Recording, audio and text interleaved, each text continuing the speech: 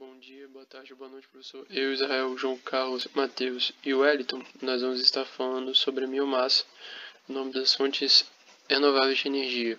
Nesse trabalho, nós vamos estar usando o texto base do Thomas Kuhn, a energia renovável, e nós vamos abordar esses 5 tópicos, que seriam a introdução ao tema, o panorama geral, os recursos energéticos, o estado da arte na geração de bioeletricidade e as considerações finais. Bem, o uso da biomassa como fonte de energia precede o aparecimento do Homo sapiens. Então, nosso primeiro contato aconteceu há mais ou menos 1 milhão de anos atrás, mas o nosso domínio sobre ele aconteceu entre 350 e 320 mil anos atrás. E o aproveitamento energético da biomassa disponível foi essencial para a evolução humana, sendo que seu próprio meio de obtenção e uso progredindo juntos, desde a linha catada para a cocção, proteção e aquecimento, até as modernas práticas de produção de silvo-agropecuárias e industriais, de transformação e uso de biocombustíveis para geração de calor, força motriz e eletricidade. Bem, eu vou estar falando dos principais acontecimentos numa linha temporal. Então, em 1975, o governo federal instituiu o Programa Nacional de Álcool, ou conhecido como PROALCO, e tinha como principal objetivo produzir um combustível alternativo nacional após os choques de petróleo de 1973 e 1979, que fez com que os derivados de petróleo subissem de forma assim nunca visto antes. E nesse período, a indústria sucroenergética nacional foi consolidada e ampliada, tornando-se uma referência internacional. E o PROALCO é um programa tido como pioneiro na questão dos biocombustíveis. De 1970 a 2000, o crescimento foi de forma moderada, mas a partir de 2000 houve uma expansão do aproveitamento do bagaço da cana-de-açúcar, principalmente pelo fator da globalização que está acontecendo nesse momento e novas tecnologias estarem surgindo e chegando ao Brasil.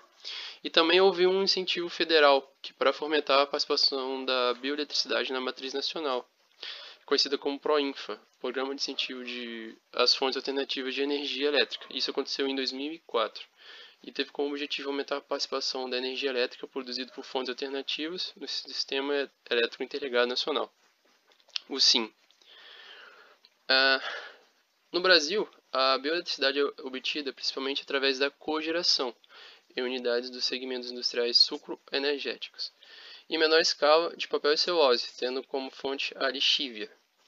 Dependendo do nível de eficiência energética dessas unidades, pode haver geração excedente de bioeletricidade, passível de comercializada em leilões de energia, que seria o mercado regulado, ou nos mercados livres, de curto prazo. Então, a cogeração é um processo que permite a geração combinada de energia elétrica e a energia térmica, sendo ambas posteriormente utilizadas. Basicamente é o que acontece na fibra, né? Então, é isso que acontece quando há aquele aproveitamento do subproduto da produção do papel.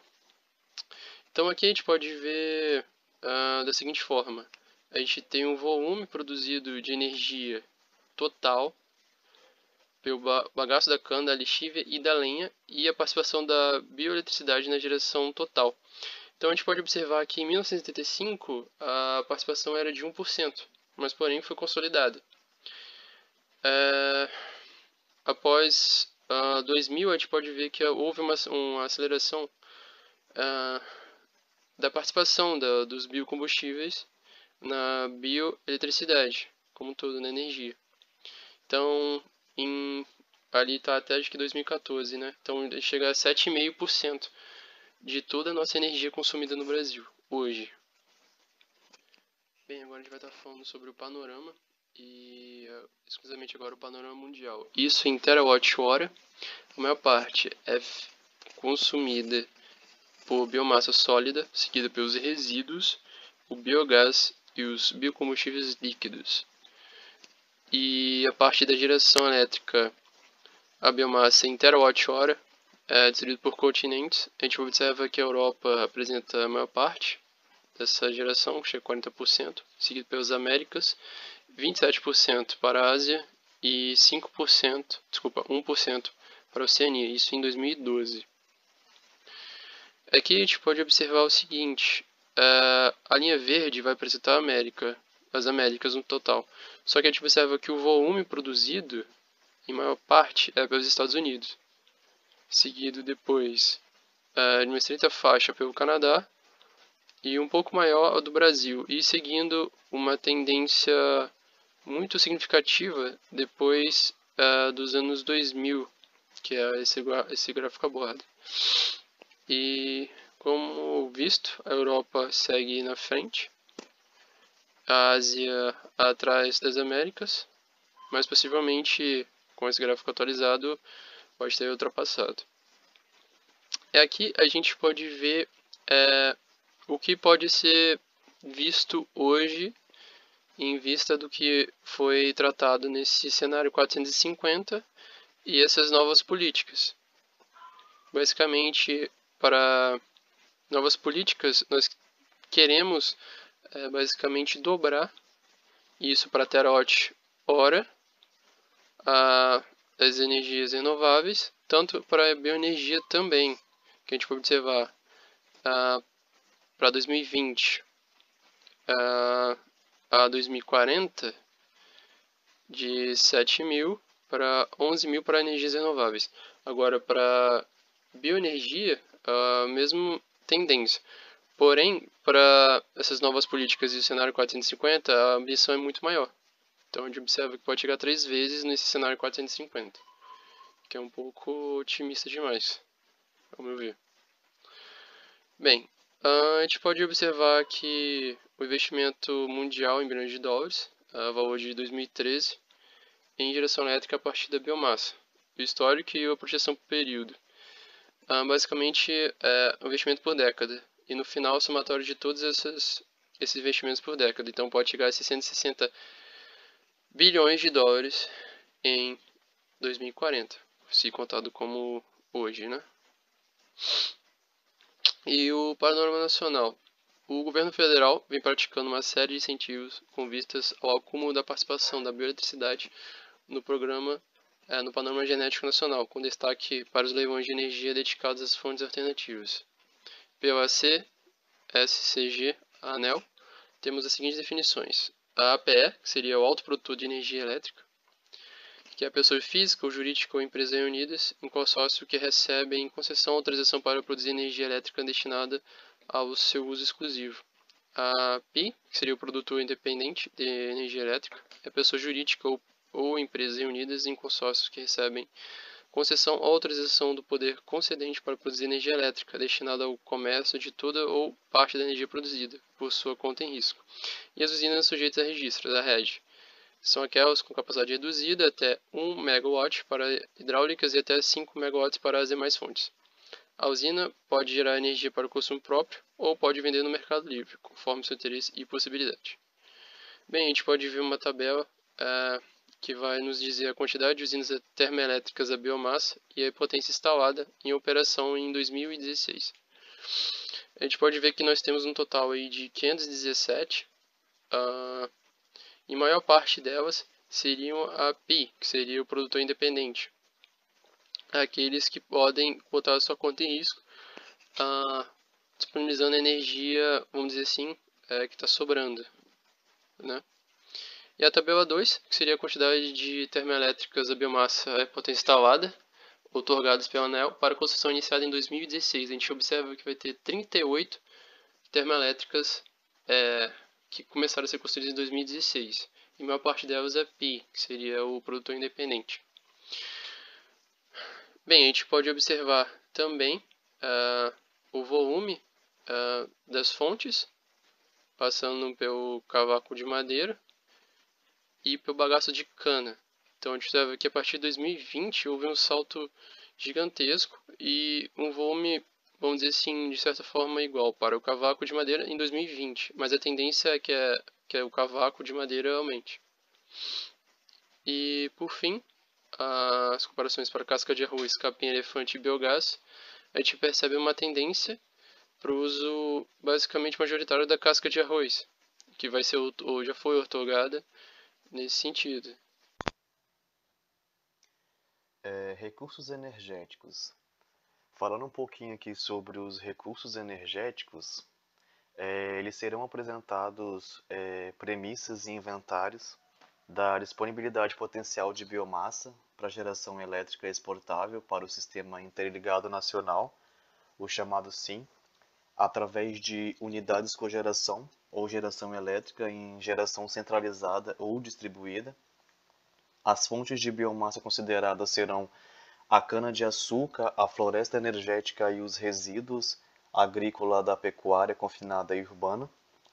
Outras fontes de biomassa e biocombustíveis, tais como o capim-elefante, os resíduos de madeira, carvão vegetal, sistemas extrativistas, por exemplo, jurema preta, óleos vegetais, biodiesel, eles não serão considerados aqui nesse trabalho.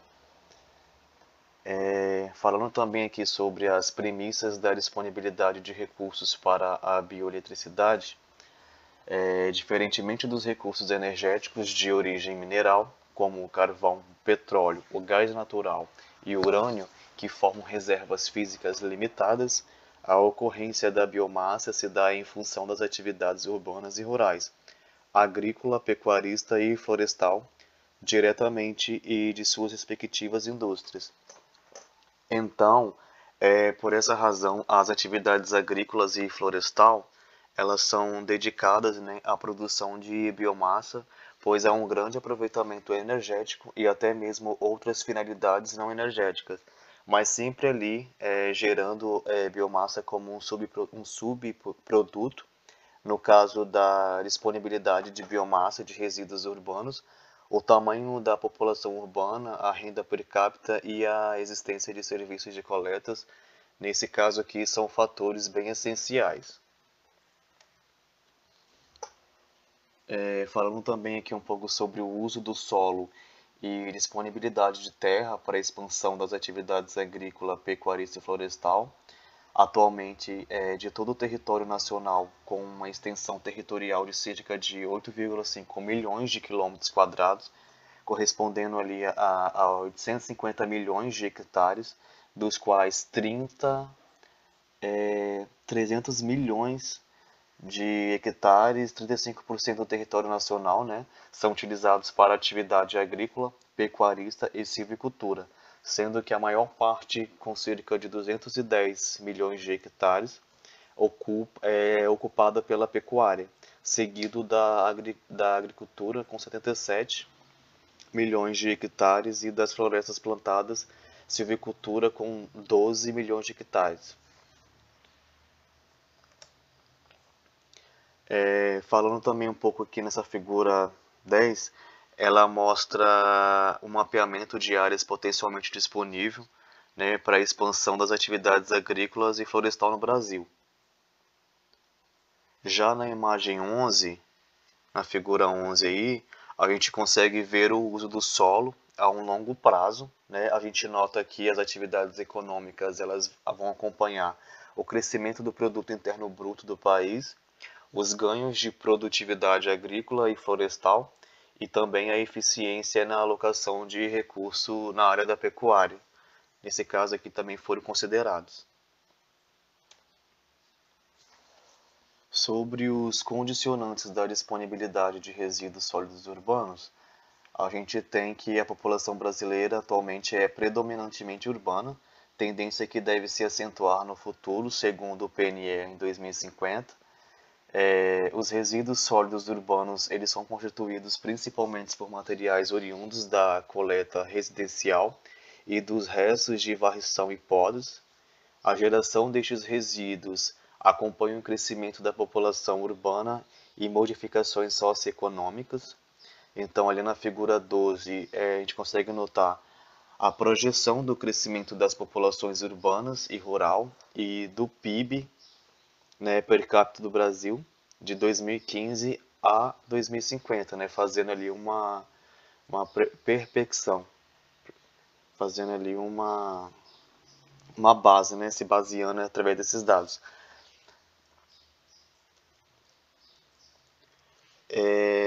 Também a gente sabe que referente à coleta desses resíduos, eles são dados como um problema, né, pois eles vão sendo depositados ali em grandes volumes em lixões e aterros controlados. Um pouco aqui da biomassa da cana. A gente sabe que a cana é uma planta que tem características predominantes de elevados teores de açúcar e de baixo teor de fibra, né? Possui ali diversas variedades que são cultivadas no Brasil. Historicamente, os programas de melhoramento da cana priorizam aumentar o teor de sacarose, desenvolvendo ali variedades regionais adaptadas a ambientes específicos. A quantidade de açúcar contido na cana é feita através do índice do ATR, açúcar total recuperado, que consiste em uma unidade de medida muito utilizada no setor sucroenergético. Sua presença na cana ele influencia na remuneração e na quantidade de produtos, açúcar e etanol que poderá ser obtido. Então, com isso, a gente sabe que a utilização de cana-de-açúcar na produção do açúcar e do etanol, ele vai se sobressair melhor em comparação aos outros países, devido às condições climáticas, né, que vão permitir o seu cultivo, uma enorme vantagem comparada ali frente aos demais produtores mundiais que utilizam o milho para produzir etanol e beterraba para produzir açúcar. Também fora que a cana-de-açúcar, ela fornece assim, um volume bem grande de biomassa para o uso ali de combustível na geração de vapor e eletricidade, o que torna assim, as unidades energeticamente autossuficientes e até exportadoras de energia.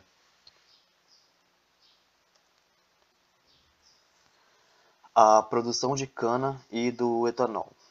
Lá em 2015, a área plantada com cana-de-açúcar foi de cerca de 9 milhões de hectares, com uma produção de 658,4 milhões de toneladas. Segundo a ANP, lá em 2016, a produção de etanol total, o anidro hidratado, neste mesmo ano foi de 31,8 bilhões de litros. Tende-se que lá em 2050 a produção de açúcar deve alcançar cerca de 1 milhão, 1 milhão e 50 milhões de toneladas, com um crescimento de 65% em relação a 2014. A produção de etanol deve alcançar 65 bilhões de litros, com um crescimento de quase 140%.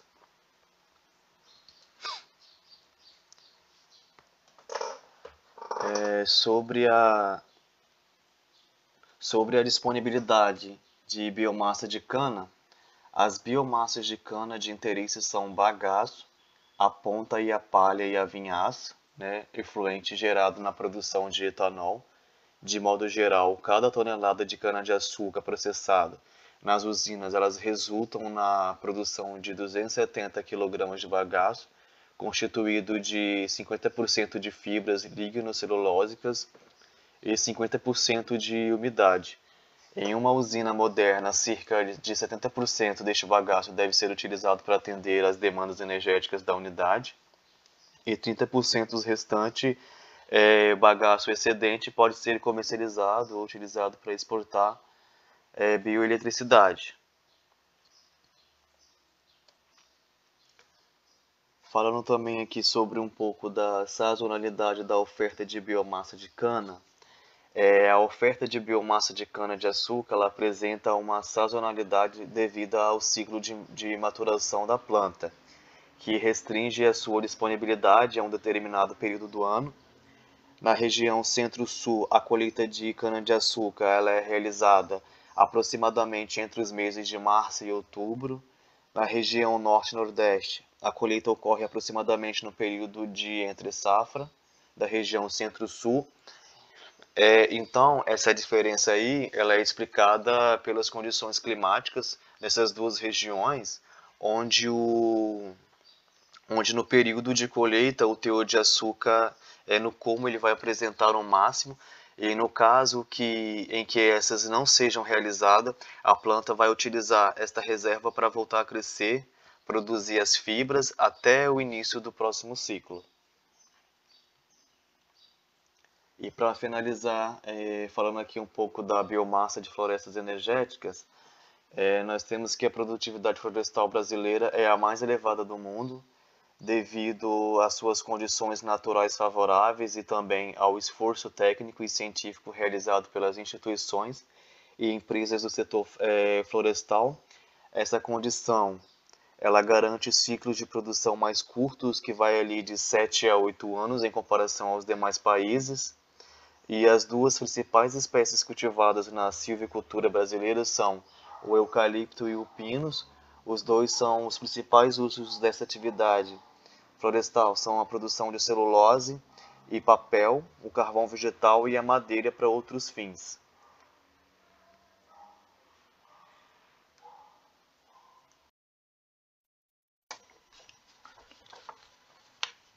Então, geração de bioeletricidade. Tendo passado o conceito de biomassa, o que é, tipos, de onde ela vem, e visto os panoramas mundial e nacional, agora a gente vai ver sobre as formas de aproveitamento dessa biomassa para geração de eletricidade, chamando então de bioeletricidade. Então aqui na figura nós temos as principais rotas de aproveitamento energético da biomassa. Ela apresenta de forma geral as formas de pré-processamento para então ser permitido o seu uso final, que é gerar energia contida na biomassa para obter calor, eletricidade e combustível transporte, que está dito aqui. Mas sim, a gente usa a palavra combustível aqui relacionado diretamente a transporte como carros, né? Carro a gás, etanol, biodiesel. Mas a palavra combustível ela não é restrita nesse sentido, né? A gente vai também estar vendo ao longo da apresentação que, por exemplo, o cavaco ele é o combustível de queima numa caldeira. E aí, antes de olhar a rota, é importante lembrar que combustível ele pode estar em três estados: sólido, líquido e gasoso. Para a biomassa também vai resultar nesses três tipos. E aí algumas partes da rota elas são exclusivas de um ou de outro, mas isso aí fica perceptível ao longo da própria análise. O caminho mais simples, né, ele é a combustão, é o caminho mais rápido e simples possível, mas fazer a combustão de biomassa, utilizar calor da queima para o produto final, seja lá qual for seja o seu objetivo, ele acaba não sendo a forma mais inteligente de uso, né? Ou ele simplesmente não vai ser possível de ser queimado, ou vai acontecer de perder potencial de eficiência, ou a obtenção vai perder de obter subprodutos. Então, o processo térmico ele quase sempre vai ser precedido de algum processo térmico de preparação, ou algum processo biológico, processo físico. Aí, o uso final dessa energia aqui a gente vai estar falando especificamente depois, como é que é usado. Outro slide. Primeiro, processo físico. Aqui tem até um recorte da imagem. Nesse esquema aqui das rodas, a gente acaba por se referir principalmente às biomassas do tipo de lenha, palha, cana, milho, e, e aí ele pode passar por processos de densificação, de secagem, de redução de tamanho, de extrusão. E a importância desse processo aqui é reduzir a umidade presente no biocombustível, conseguir melhores condições de transporte, de armazenamento, como a gente pode ver aqui nas imagens que eles ficam em melhores condições. E no caso da extrusão, ele tem também aqui a extração de óleos vegetais. A extração de óleo vegetal pode ser também de caldo, de polpa, vai depender da matéria-prima que a gente está dizendo. E aí, com relação, até esse caso aqui, né, essa extração de óleo acaba sendo até mais importante do que o bagaço. Essa aqui que é extraído se torna até uma parcela mais visada comercialmente do que o próprio bagaço que vai ser utilizado na continuidade da rota. Processos biológicos. Nós temos a fermentação alcoólica, a fermentação anaeróbica. A alcoólica ela produz etanol que pode ser utilizado como combustível. No Brasil ele é obtido principalmente da cana-de-açúcar, que é um exemplozinho na figura 16. Enquanto nos Estados Unidos ele é principalmente do milho. Aí tem outras matérias-primas também, tipo beterraba, arroz, cevada e batata. Todas elas podem ser utilizadas para a obtenção de etanol. A fermentação anaeróbica, que é o outro tipo, ela fornece o biogás. Esse método ele é utilizado em aterros sanitários, está aqui até uma figurinha, figura 15. Ele pode ser consumido diretamente ou tratado para separação de aproveitamento do metano. Aí no Brasil a gente tem, ou tinha até o momento da matéria que eu li, tinha 3 aterros sanitários utilizando de biogás em motogeradores para produção de energia. E aí eu não sei como é que está agora, mas dizia assim, até ler aqui, ó, o aterro ele recebia na época 300 toneladas de resíduo por dia e a expectativa, é bem antigo, 2016 a expectativa, né, era que chegasse a gerar 2 megawatts com um consumo de 1.000 metros cúbicos por hora do biogás. Então é um pouquinho antigo já essa informação, mas é mais para ter uma ideia de como que é a relação das quantidades. Processo térmico. No processo térmico a gente tem, além da combustão, né, que é o grande objetivo final, né, todas as rotas elas vão terminar na combustão, independente de qual for a biomassa, qual for o tratamento, mas a gente tem também a gaseificação e a pirólise, que são processos térmicos de tratamento. Então, a pirólise, ele é um processo que ocorre a ruptura da estrutura molecular original de um determinado composto pela ação do calor em um ambiente com pouco ou nenhum oxigênio. É um processo sob pressão, comumente feito a temperaturas acima de 430 graus. Como não há presença de oxigênio, é um processo sem combustão. Então, o calor ele é fornecido de uma fonte externa. E o processo ele pode ser definido como uma decomposição térmica. Aí essa ruptura dessa estrutura molecular que ele diz, ele tem como produto óleos e gases que depois podem ser utilizados, podem ser refinados e utilizados como combustível. Aí o exemplo aqui tem dois, é o bioóleo, na verdade tem um, né, que é o bioóleo alcatrão pirolítico. A gaseificação, ela é um processo que converte a biomassa pelo uso de combustão incompleta. Então ele usa de oxigênio em quantidade inferior à estequiométrica e utiliza também o processo, ele utiliza também de vapor d'água e ao final ele tem como principal produto gases que ainda, como a combustão foi incompleta, gases que ainda têm um alto poder calorífico.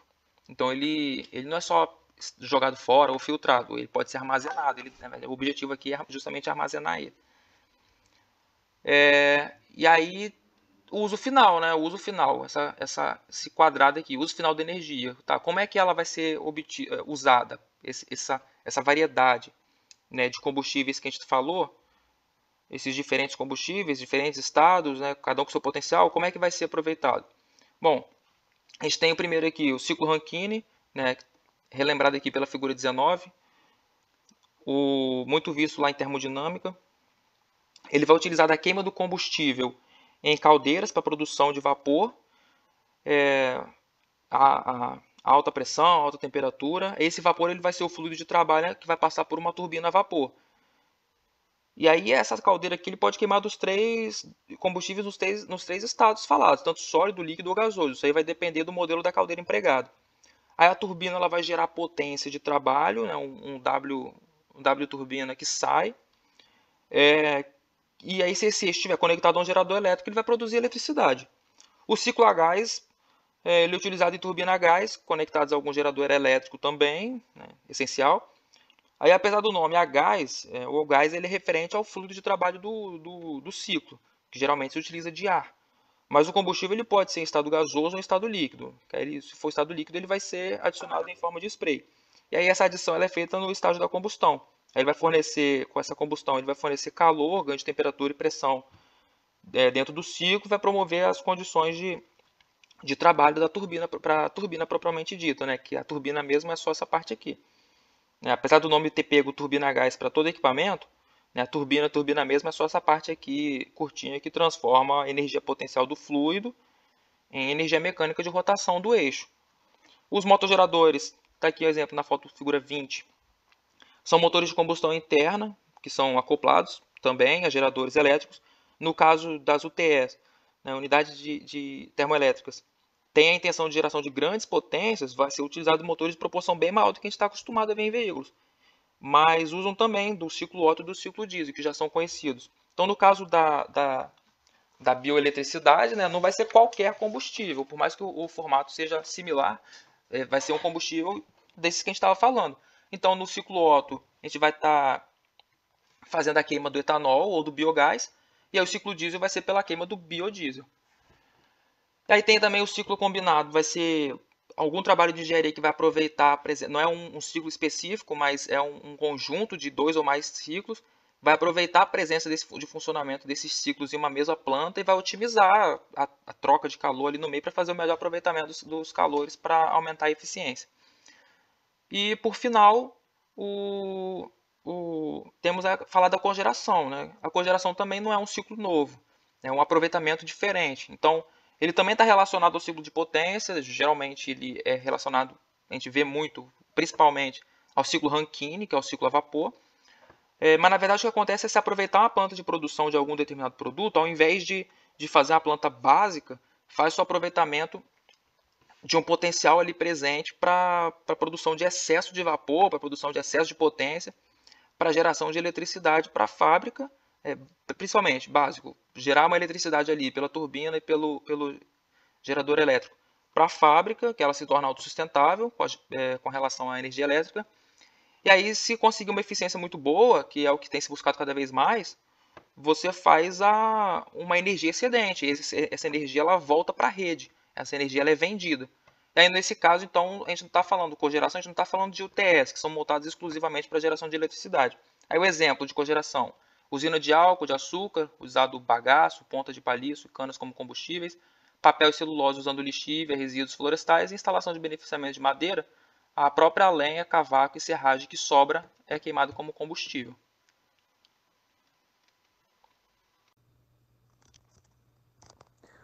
Boa tarde, meu nome é João Carlos e agora falarei as considerações finais. Nas considerações finais, irei citar algumas informações que encontramos ao longo de nossa pesquisa que não puderam ser inseridas em outros tópicos. Irei comentar primeiramente sobre o potencial de oferta da bioeletricidade no país. O que seria esse potencial de oferta da bioeletricidade? No caso, seria se nós utilizássemos todo o material que está disponível no mercado e transformássemos ele em energia, quanto de energia seria capaz de produzir nesse nosso país? É claro que utilizar todo o material algo um tanto quanto irrealista. Muito do material está um ponto de inalcançável para essas termoelétricas e até mesmo muitos produtores rurais se livram desse material por queimadas ou utilizam para a produção de adubo e não é disponível para as termoelétricas. Então, para uma questão tanto quanto realista, iremos citar sobre a utilização de 85% do material do nosso país. Primeiramente, irei falar sobre a potência da bioeletricidade centralizada. O que seria essa potência centralizada? Seria a capacidade energética de produção de usinas que conseguem manter uma taxa de produção acima de 5 megawatts. Se nós pegássemos todas as fontes de energia, todas as fontes de materiais e convertêssemos elas para energia, em 2014 nós poderíamos ter tido uma produção de cerca de 127 terawatts de energia. Em 2050, há uma estimativa que com o aumento da produção dos campos, com o aumento do fornecimento desse material, poderíamos alcançar uma produção de mais de 380 terawatts de energia. Mas irei falar mais especificadamente de onde vem essa energia. Primeiramente, nós temos essa energia potencial vinda da cana-de-açúcar. E de onde exatamente vem? Ela é dividida entre o biogás produzido pela vinhaça, a ponta e palha, que é retirado da cana enquanto é extraído ela, e também temos o bagaço excedente. Todos esses materiais são utilizados nessa área para a produção de energia. E se nós pegássemos todo o material que é produzido nessa área, nós conseguiríamos uma produção de mais de 64 terawatts hora de energia em 2014. E a estimativa desse valor aumentar até 109 terawatts hora em 2050. Entretanto, se nós percebermos uma coisa, existe uma linha roxa nesse gráfico. Existe até mesmo uma linha no outro gráfico escrita em vermelho, mas elas indicam a mesma coisa. O que seria essa coisa? Isso seria referente a uma tecnologia que está sendo desenvolvida que é chamada gaseificação. Especificadamente, não é esse o nome. O nome seria Big-GTCC. Me perdoe se eu não estiver falando esse nome da maneira certa. Mas ela é referida por esse codinome. E o que seria essa tecnologia? Seria uma tecnologia capaz de transformar esses resíduos sólidos em gás. Se eu não me engano, eles pegam esses resíduos, misturam com vapor de água, oxigênio, comprimem, não sei exatamente, até porque é uma tecnologia ainda em desenvolvimento até o dia de hoje. Então não tenho como falar especificadamente como ela funciona, mas se nós conseguimos fazer ela funcionar, a eficiência energética que teríamos seria incrivelmente maior. Como eu citei anteriormente, é citado que em 2050 há uma previsão de conseguimos produzir 109 terawatts de energia com a eficiência de utilização de 85% do material. Esse valor aumentaria para mais de 182 terawatts, um aumento de quase 40% do valor citado anteriormente. Então é algo que aumentaria muito a eficiência dessas áreas. Temos também agora o potencial das florestas energéticas. O que seriam essas florestas energéticas? Seriam literalmente a utilização de madeira para a produção de energia. E para esse caso, atualmente, infelizmente, a silvicultura do nosso país não consegue manter um fornecimento constante de madeira para esse tipo de produção de energia. Entretanto, há uma estimativa que até 2050 essa produção possa chegar até 69 terawatts-hora. E com a utilização da tecnologia de gasificação, esse valor aumentaria para mais de 129 terawatts, quase o dobro da produção pela mesma quantidade de material. Agora temos a produção de energia através de resíduos. Os resíduos podem ser classificados em duas diferentes áreas. Temos os resíduos agrícolas e os resíduos urbanos e pecuários. Os resíduos agrícolas, nesse caso, está sendo citado apenas pela palha de soja e pela palha de milho, mas existem outros resíduos que podem ser utilizados também. Só que, entre eles, o mais comum seria a palha de soja e a palha de milho. Nesse caso, em 2014, havia uma possibilidade de produção de mais de 48 terawatts-hora. Em 2050, há uma estimativa dessa produção poder aumentar para mais de 153 terawatts-hora. Com a aplicação da tecnologia de gasificação, esse valor aumentaria para mais de 260 terawatts. Falando agora dos potenciais dos resíduos urbanos e pecuários, isso é uma área um pouquinho diferente da citada até o momento. Porque o que está sendo citado aqui não é a energia produzida por termoelétricas, mas sim a energia produzida por motogeradores. Isso porque a energia produzida por motogeradores é muito mais eficiente, ela rende muito mais do que a energia produzida em termoelétricas. E como o gás natural pode ser utilizado como uma espécie de substituição de combustível para a gasolina ou o petróleo, então é considerado a produção de motogeradores. Motogeradores seriam algo como, por exemplo, esses geradores que nós temos em hospitais, que depois que acaba a energia, eles são ativados e produzem energia localmente. Só que é uma escala um pouco maior. No caso, em 2014, havia uma possibilidade de produção de 8,8 terawatts-hora, sendo que 6,5 terawatts vem da área pecuária e 2,5 terawatts poderiam ser obtidos com os rejeitos urbanos. Em 2050 está previsto para esse valor aumentar para 16,9 terawatts-hora, sendo que 15 terawatts viria da área pecuária e 1,9 viria da área urbana. Falando agora sobre o potencial descentralizado, o potencial descentralizado seriam, no caso, indústrias que produziriam abaixo de 5 megawatts de energia, seriam mais produtores energéticos locais. E para esses pequenos produtores, se somarmos todos, nós obteríamos em 2014, se somarmos todos, é claro, e produzissem na eficiência máxima, não eficiência máxima, mas na eficiência de materiais máxima, nós teríamos 35 terawatts de energia produzido, e em 2050 essa capacidade poderia ser aumentada para 67 terawatts-hora. Falando agora sobre os benefícios e impactos que esse método de energia causa. Benefícios: ela é uma fonte de energia renovável. Enquanto houver terra, enquanto a terra houver nutrientes, enquanto conseguir produzir plantas, nós temos combustível. E a maior parte dos combustíveis tem origem residual. Se nós não utilizássemos eles para a produção de energia, eles provavelmente seriam descartados. O que quer dizer que isso dá uma eficiência muito maior de material. Então, nós estamos impactando alguma coisa como carvão que está sendo extraído e está dando, de certa forma, problema. Isso aqui é uma coisa residual, isso aqui é o resto de alguma outra produção que já foi finalizada. Além disso, é possível construir essas usinas perto de centros de carga, que quer dizer que não precisa de linhas de transmissões extensas para chegar ao centro de distribuição. E além disso, como essas indústrias são produzidas mais nas áreas rurais, por causa de acesso fácil ao combustível, ela ajuda a diminuir o êxodo rural. Agora, a questão dos impactos essa é uma área que emite gases poluentes. Mesmo que ela emite gases poluentes, ela não é considerada poluente pelo fato de que eles não consideram que ele está emitindo gases, mas liberando gases. Essa indústria ela não faz como o carvão, que libera um gás que foi acumulado há muito tempo, mas sim ela libera de volta o carbono que foi absorvido pelas plantas, então é considerado como se ela não poluísse. Além disso, a oferta de alguns combustíveis são sazonais, como por exemplo a cana, ela é mais disponível entre os meses de maio e outubro, e o resto do mês ela tem um certo déficit na oferta desse material. E além disso, assim como outras indústrias termoelétricas, é necessário o transporte da biomassa.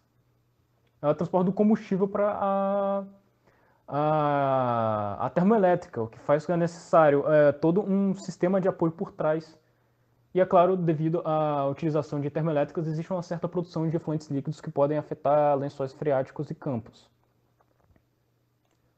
Essa foi a nossa apresentação. Muito obrigado e até mais.